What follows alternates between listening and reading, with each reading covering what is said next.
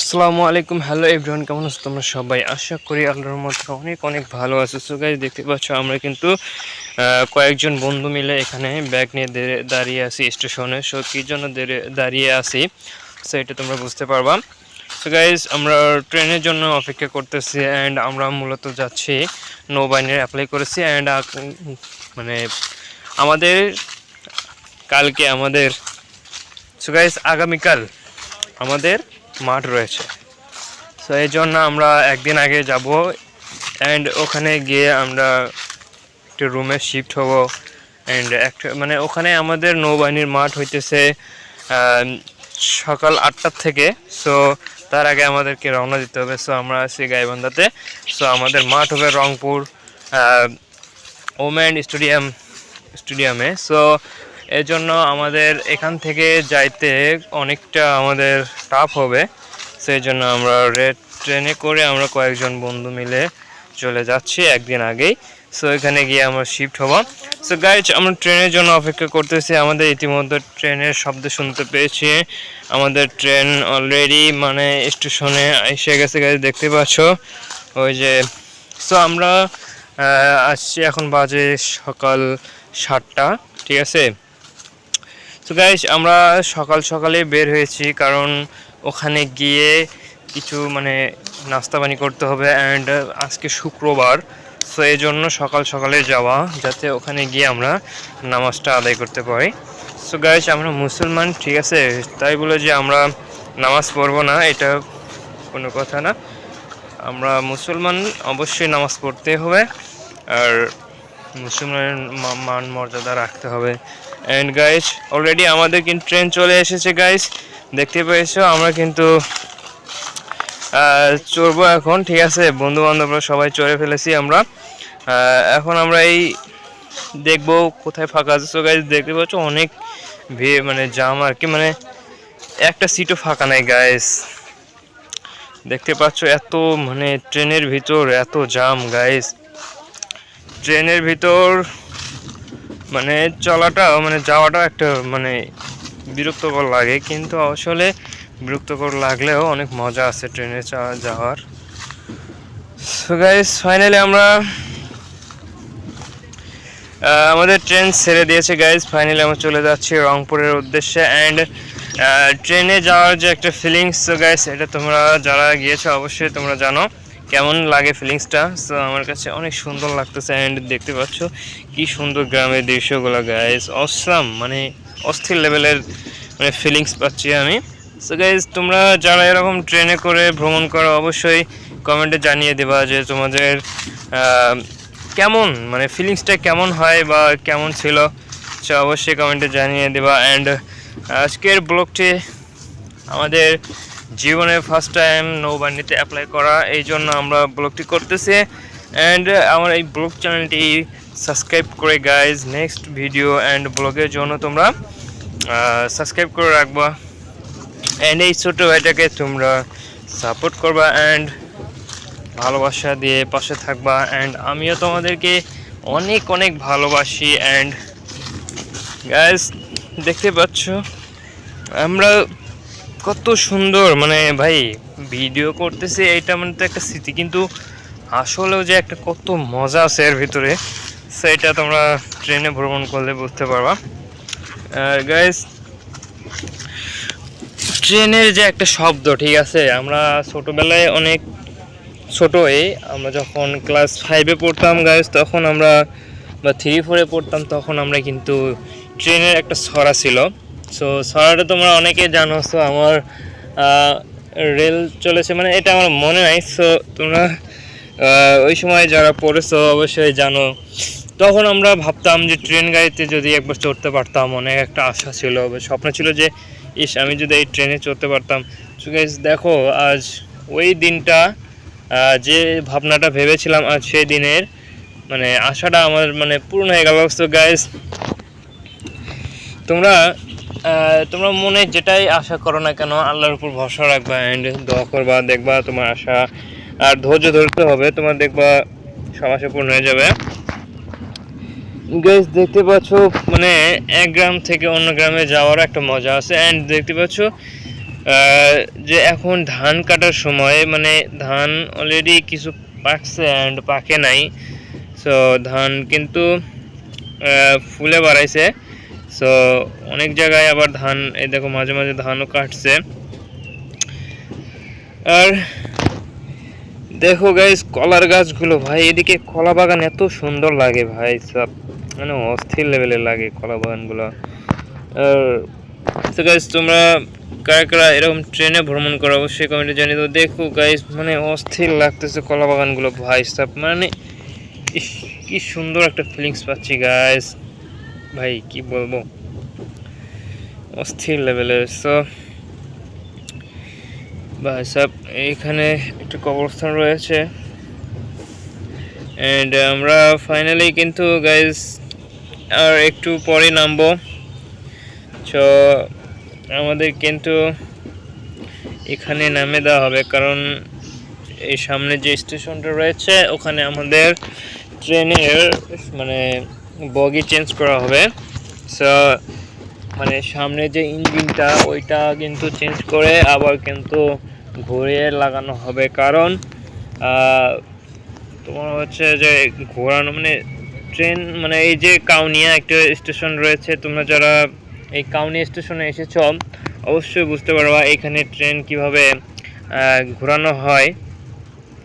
So এটা তোমরা দেখতে বুঝতে পারবা। সো গাইস আমাদের স্টেশন কিন্তু চলে এসেছে। সো কিভাবে ট্রেনের ইঞ্জিন চেঞ্জ করে ঘুরে লাগায়, সো এটাও তোমাদেরকে দেখাবো এই ভিডিওতে। সো গাইস তোমরা ধরে দেখতে থাকো অ্যান্ড তোমরা যারা ট্রেনের অনেকেই দেখো নাই যে কিভাবে ট্রেনের ইঞ্জিন চেঞ্জ করে, আর তোমরা অনেকেই ট্রেনে ভ্রমণ করেছো অবশ্য অনেকেই জানো না যে কিভাবে ট্রেনের ইঞ্জিনটা চেঞ্জ করে। সো গাইস আমাদের ফাইনালি আমার বন্ধুবান্ধবরা নেমে গেছে অ্যান্ড দেখতে পাচ্ছ এইখানে কিন্তু ইঞ্জিনটা চেঞ্জ করতেছে। সো ট্রেনেরই একজন কর্মচারী এখানে আয়সা এখানে দেখতে পাচ্ছ ওই যে খুলে দিতেছে মানে জয়েন্টটা। সো দেখো কিভাবে খুলে দিতেছে গাইস, আর এটা দেখলে তোমরা অনেকেই অনেক অভিজ্ঞতা লাভ করবে অ্যান্ড কিভাবে অনেকেই জানো না যে এটা কিভাবে মানে করে আর কি। সো অনেকে ভাবো যে ভাই এই দুইটা লাইন মানে একটা রাস্তার ভিতরে কিভাবে চেঞ্জ করে এটা বুঝতে পারো না। সো দেখো এখানে অনেকগুলো লাইন, হ্যাঁ এখানে দেখতে পাচ্ছ অনেকগুলো ট্রেনের লাইন রয়েছে অ্যান্ড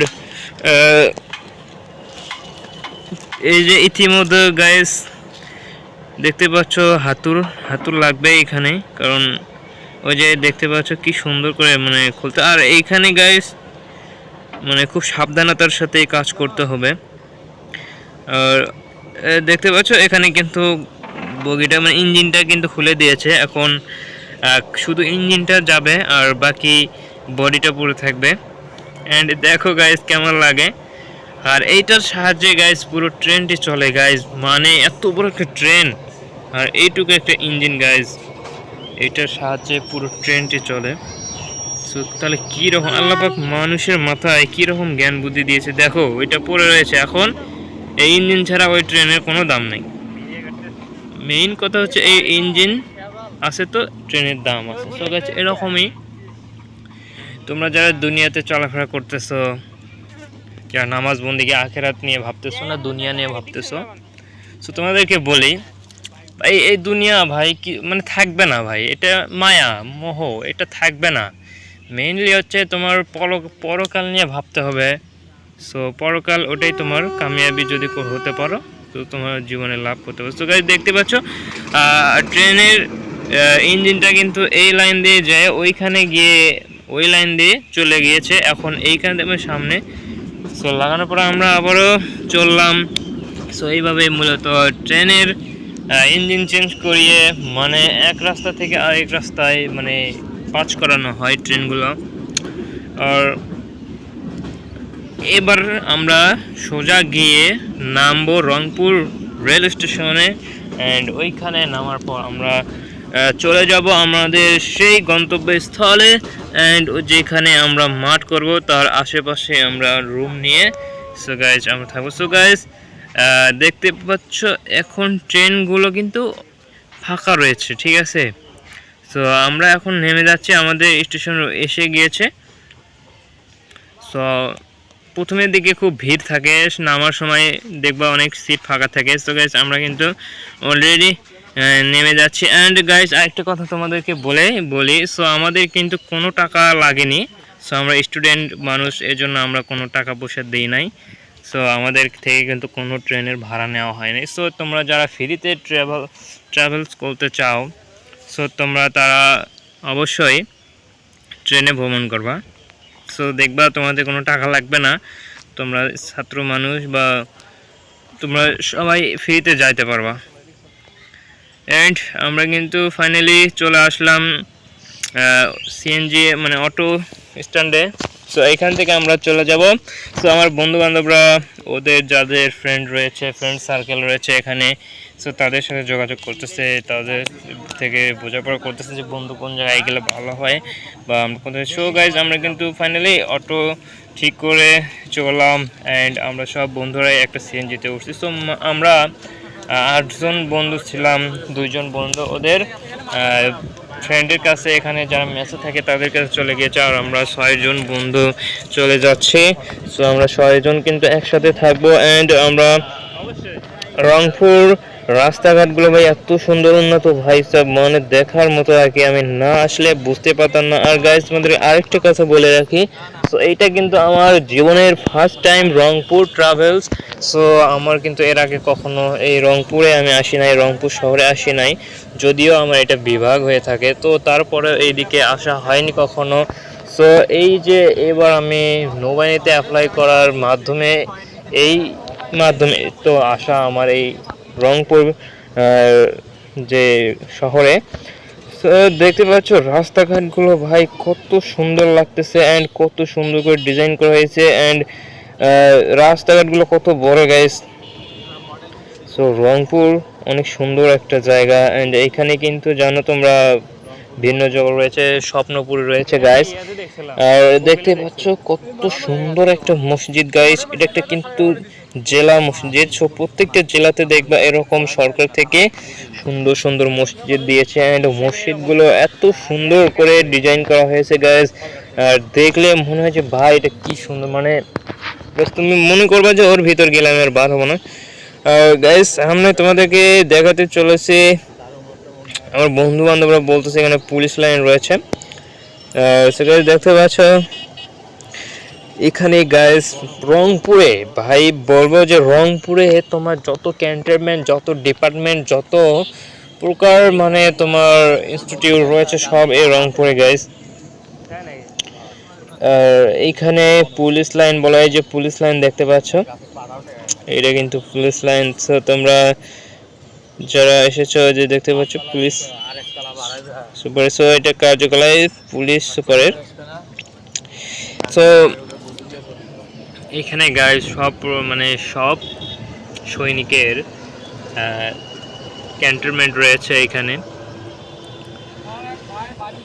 গাইস তোমাদের কেমন লাগতেছে ভিডিওটি অবশ্যই কমেন্টে জানিয়ে দিও। অ্যান্ড গাইস তোমরা যারা আমার চ্যানেলটিকে সাবস্ক্রাইব করে দিয়েছো অবশ্যই তোমাদেরকে অসংখ্য ধন্যবাদ, অ্যান্ড যারা নতুন সাবস্ক্রাইব করে দিয়েছ তাদেরকে অনেক অনেক ধন্যবাদ। সো গাইস আমরা কিন্তু নেমে গেলাম, অ্যান্ড আমাদের কিন্তু ওই পাশে রয়েছে আবাসিক হোটেল। সো আমরা আবাসিক হোটেলে যাব। সো আমরা বন্ধু বান্ধব মিলে চলে যাচ্ছি আবাসিক হোটেলে। সো এই যে দেখতে পাচ্ছ আবাসিক হোটেল, ঠিক আছে। তো আমরা রাস্তা পার হবো। সো গাইস অবশ্যই তোমরা রাস্তা দেখে শুনে পার হবা, কারণ অনেক গাড়ি চলাচল করে এই সব রোডগুলোতে। অ্যান্ড আমাদের 2 জন বন্ধু চলে গিয়েছে, আর কিছু বন্ধু এখানে রয়ে গেছে, কারণ সবাই তো যাওয়া ঠিক হবে না, এই জন্য বন্ধু বান্ধব। তো আমাদের হোটেলের ম্যানেজার সাহেব চলে এসেছে, অ্যান্ড তাদের সাথে আমরা বোঝাপড়া করবো যে কত নেয়। আমরা শুধুমাত্র একটা রাত থাকবো, এই জন্য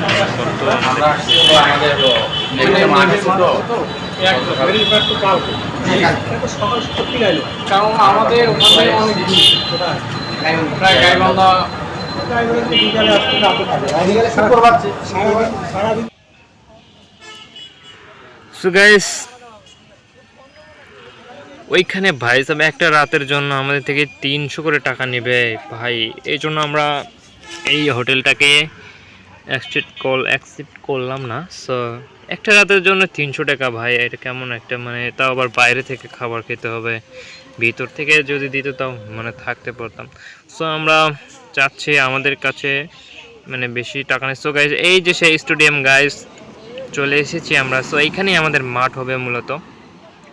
সো কালকে সকালে আমাদেরকে ইনশাল্লাহ এখানে আসতে হবে অ্যান্ড লাইন বাই লাইন ঢুকতে হবে, তারপর মাঠ হবে গাইজ। সো গাইজ এই যে দেখতে পাচ্ছ এখানে এই সব জায়গায় কিন্তু ব্যাগগুলো জমা রাখা হয়। সো আমরা বন্ধুবান্ধবগুলো এখানে নেমে গিয়েছি অ্যান্ড গাইজ আমরা কিন্তু ফাইনালি কিন্তু একটা রুম সেট করে ঠিক করে এখানে মানে শিফট হলাম অ্যান্ড বন্ধুবান্ধবগুলো সবাই আমরা রেস্ট নিতেছি গাইজ।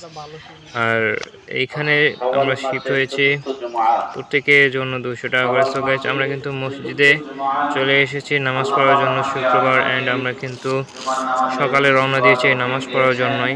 সো গাইজ ফাইনালি আমরা কিন্তু মসজিদে এসে গেছি অ্যান্ড আমরা নামাজ পড়ে চলে আসলাম। অ্যান্ড গাইজ দেখতে পাচ্ছ আজকে আমাদের কপালও ভালো, খুরমা পেয়ে গেলাম। অ্যান্ড তোমরা অবশ্যই জানো শুক্রবারে যদি কিছু দেয় মানে খুব সুন্দর একটা আনন্দ পাওয়া যায় অ্যান্ড খুব সুন্দর লাগতেছে খুরমাগুলা। ভালো লাগলো যে রংপুরে এসে শুক্রবার নামাজ পড়ে খুরমা খেলাম। অ্যান্ড গাইজ আবারও বিকালে আমরা চলে আসলাম অ্যান্ড নামাজ পড়তে আসরের পর আরও একটা মিলাদে অংশগ্রহণ করে আমরা পোলা নিয়ে অ্যান্ড আমরা বন্ধুবান্ধবরা মিলে খেয়েছি। অ্যান্ড গাইজ পরবর্তী ব্লগের জন্য এরই অংশ পাওয়া যায়। আমার বন্ধু, এটা আমার বন্ধু নয় ভাস্তা, এটা আমার ফ্রেন্ড, সেই খাচ্ছে ভাস্তারা। একটা খেলে আর্মি হয়ে গেছে।